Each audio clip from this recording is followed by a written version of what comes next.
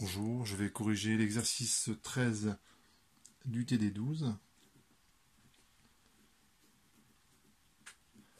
Donc la problématique est la suivante, vous avez la Terre et vous avez une météorite qui s'approche.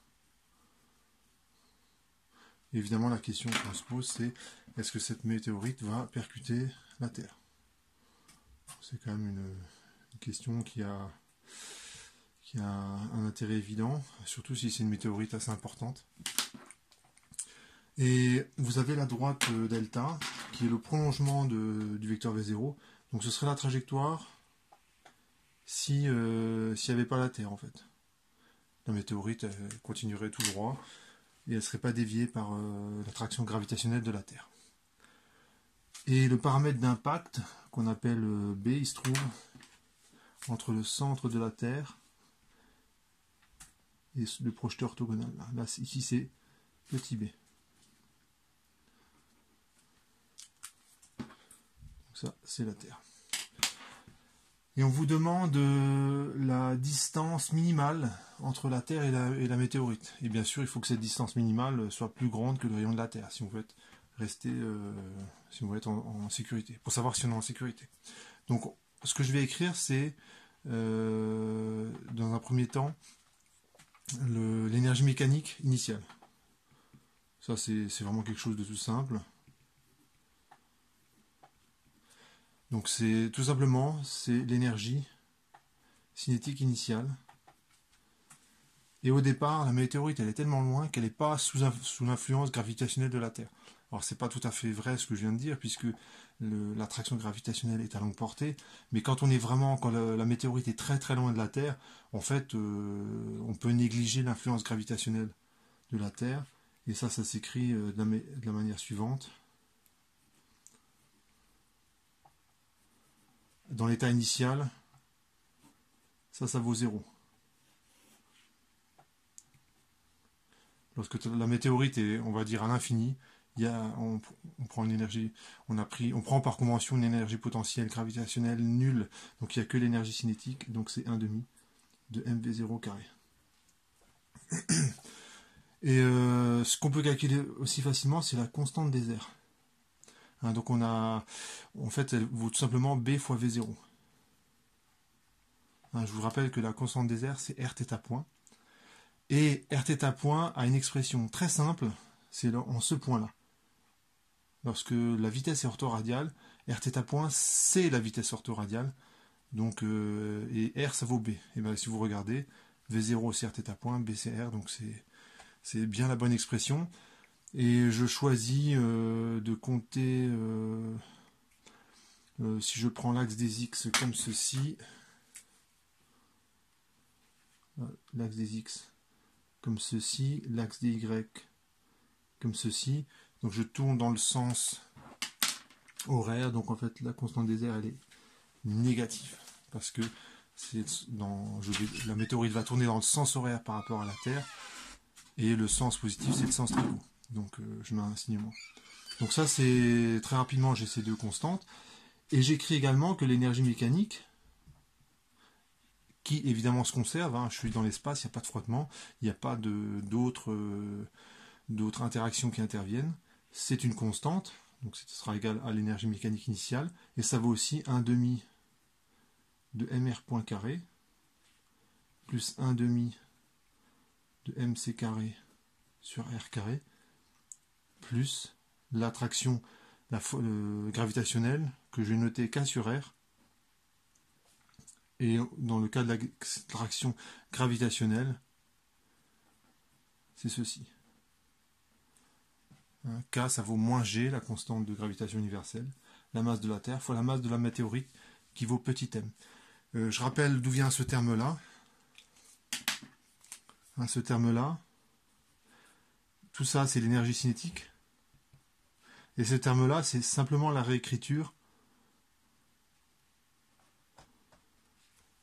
de la partie d'une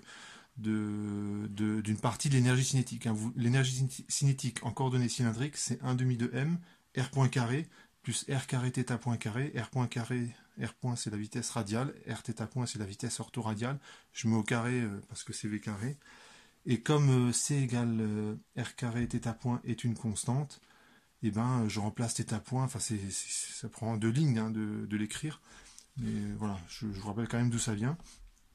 Et au minimum lorsque j'arrive la trajectoire réelle de la météorite, ça ressemblerait plutôt à ça. Donc c'est quasiment une ligne droite, je rentre, j'ai l'influence gravitationnelle de la Terre, et puis je repars en ligne droite. Ça c'est la trajectoire réelle. Et lorsque je suis en ce point-là, où j'ai petit d, en espérant, vous voyez, j'ai pris petit d plus grand que le rayon de la Terre. Donc a priori, cette météorite là n'est pas dangereuse, elle ne va pas percuter la Terre. Et ben R point est nul. R point est nul, hein, effectivement, lorsque sur toute cette portion-là, la météorite se rapproche de la Terre, et sur toute cette portion-là, la météorite s'éloigne de la Terre. Alors je me rends compte que j'ai pas très bien fait l'hyperbole, parce que la portion qui est là, ça doit être le symétrique de la portion qui est là par rapport à cet axe-là, hein, qui correspond au minimum de distance et le centre de la Terre. Bon, c'est pas très grave. Donc lorsque R égale petit d, R point est nul, et donc on a l'énergie mécanique qui est conservée, donc qui vaut 1 demi de mv0 carré. Ça vaut aussi 1 demi de mc carré sur d carré plus k sur r, k sur d. Et je rappelle que k ça vaut ceci. Donc vous regardez cette équation là, ce n'est rien d'autre qu'une équation du second degré. Pour s'en rendre compte, il suffit de multiplier l'ensemble de l'équation par d carré. Je réarrange un petit peu, ça fait d carré fois 1 demi de mv0 carré moins k fois d moins 1 demi de mc carré, ça fait 0. Je peux remplacer k par son expression, et donc comme ça il y a la masse qui va se simplifier. Et je peux multiplier par 2 également, comme ça il y a un demi qui s'en va. Donc ça fait d carré m v0 carré plus g, masse de la Terre, masse de la météorite fois d, moins, ici un 2, puisque j'ai multiplié par 2, m c carré. Donc le c là c'est la constante des airs, hein, c'est pas la vitesse de la lumière. Et je constate que la masse de la météorite se simplifie, hein, donc que ce soit une petite météorite ou une grande météorite, ça ne change pas grand chose. Et donc l'équation que j'ai, c'est d carré plus d fois 2 grand G masse de la Terre moins c carré égale à 0. Donc d est solution de cette équation-là. Donc on va faire la résolution. Donc là, c'est vraiment trivial, hein, donc je vais le faire rapidement. Et voilà, donc j'ai fait le calcul rapidement. Le discriminant, c'est b carré moins 4ac. J'écris les deux solutions. Évidemment, je vais garder la solution positive. La solution négative, pour nous, elle n'a pas de sens. Donc la bonne solution, en fait, c'est petit d égale. Donc j'en profite pour simplifier. Le 2, le 4, lorsque je sors de la racine, ça fait 2, il se simplifie. Donc ça fait racine de g carré, masse de la Terre au carré. Je peux remplacer c par son expression, plus v0 puissance 4 b carré sur v0 carré moins g mt sur v0 carré. Alors je peux peut-être oui, je peux réarranger l'expression, parce que lorsque le v0 carré je le rentre dans la parenthèse, je vais avoir une simplification. Oui, ça va simplifier un petit peu.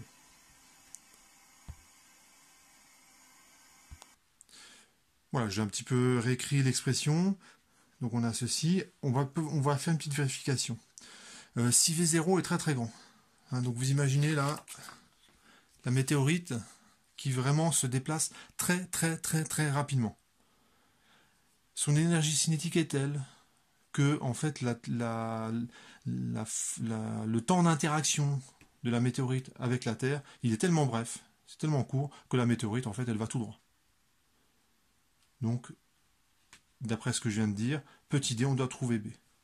Et on peut constater que effectivement ça marche. Si je prends V0 très très grand, ce terme devient nul, ce terme aussi, et racine de b carré c'est b. Donc tout va bien. Donc au moins dans ce cas-là, la formule elle marche. Donc a priori, ça a l'air d'être bon. On pourrait aussi vérifier l'homogénéité, en particulier que ça c'est bien homogène à une distance. Donc je vous laisse le faire en exercice. Et bien sûr, on vous demande la valeur minimale de B pour que la météorite ne rencontre pas la Terre. Donc en fait, pour la deuxième question, on va simplement écrire que D doit être plus grand ou égal au rayon de la Terre. Et on peut en déduire la valeur de B. Donc si bon, c'est pas très compliqué à faire, hein, ça fait racine de B carré plus GMT sur V0 carré au carré moins GMT sur V0 carré doit être supérieur au rayon de la Terre. Je passe ça de l'autre côté, je mets au carré, donc ça fait B carré plus GMT sur V0 carré au carré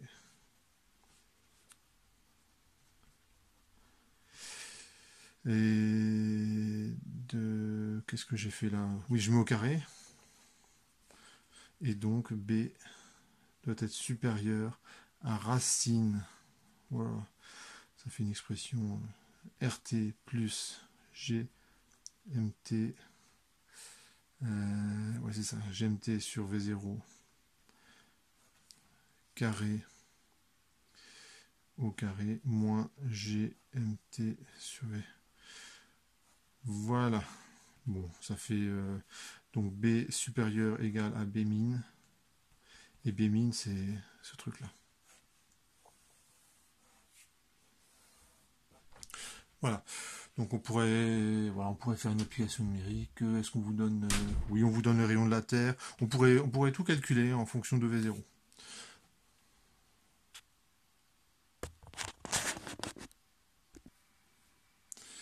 Voilà, donc j'ai rajouté ce tracé, c'est B min en fonction de V0. Alors ce qu'on va retrouver, c'est que si V0 est très grand, comme la météorite, en fait, elle ne voit pas la Terre, B min, ça tend vers le rayon de la Terre.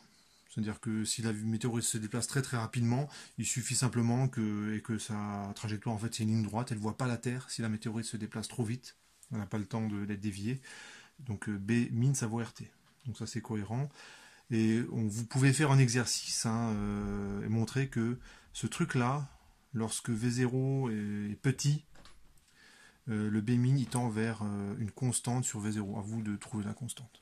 Voilà pour cet exercice sur la météorite, où on met en œuvre, en fait, en résumé, cet exercice, c'est qu'on met en œuvre la conservation de l'énergie, la conservation du moment cinétique avec la constante des airs, et puis des petits calculs, notamment de la résolution d'une équation du second degré. Voilà pour cet exercice.